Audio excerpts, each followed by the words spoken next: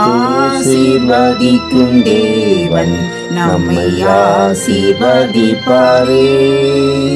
துதி ஸ்தோத்திரம் இயேசுநாதா, துதி உமக்கே என்றுமே. இன்று ஒரு வசனம். உன் துக்க நாட்கள் முடிந்து போம். ஏசாயா 60:20. அன்புக்குரியவர்களே, இழந்து போன சமாதானத்தை இயேசு உங்களுக்கு தருவார். உங்கள் துக்கம் என்றென்றைக்கும் நீடித்திருக்க போவதில்லை. கர்த்தர் அதற்கு ஒரு முடிவு உண்டாக்குகிறார். அவர் அடித்தாலும் அரவணைக்கிற தேவன், காயப்படுத்தினாலும் காயம் கட்டுகிற தேவன், ஒரு தாய் தேற்றுகிறதை போல தேற்றுகிற தேவன், தகப்பன் தன் பிள்ளையை சுமக்கிறது போல சுமக்கிற தேவன்.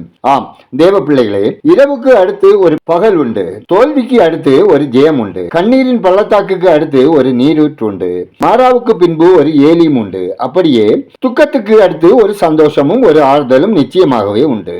நீங்கள் ஜெபத்தில் கர்த்தருடைய பாதத்தில் எதை வைக்கிறீர்களோ அதை அவர் பொறுப்பெடுத்துக் கொள்வார். துக்கத்தோடு கண்ணீர் விட்டு மண்டாடி கொண்டிருக்க தேவையில்லை. கர்த்தர் மேல் பாரத்தை வைத்து விட்ட பிறகு விசுவாசத்துடன் இளைப்பாற கற்றுக்கொள்ள வேண்டும். நீர் எனக்கு பதில் தர போவதற்காய் ஸ்தோத்திரம், என் துக்கத்தை சந்தோஷமாக மாற்ற போவதற்காய் ஸ்தோத்திரம் என்று சொல்லி கர்த்தரிடத்தில் மனமகிழ்ச்சியாய் இருங்கள்.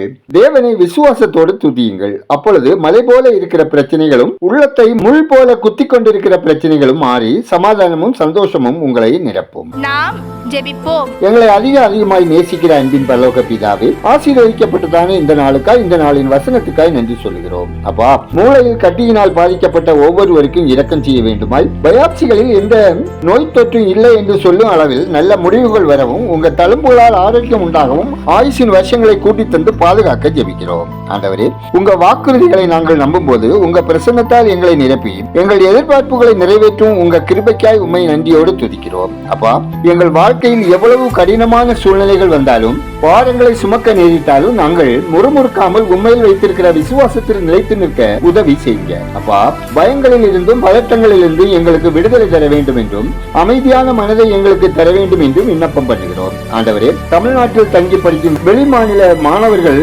போதை அடிமைத்தனத்தில் சிக்காதபடி காத்துக் கொள்வீராக.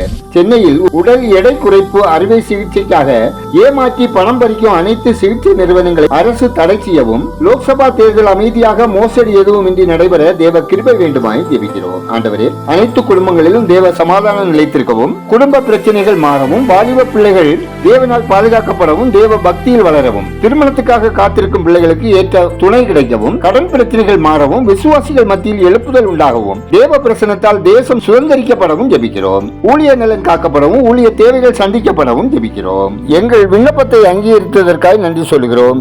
துதிகரமையுமே உமக்கே செலுத்துகிறோம். இயேசுவின் நாமத்தில் ஜெபிக்கிறோம் எங்கள் ஜெபங்களும் நல்ல பிதாவே, ஆமேன்.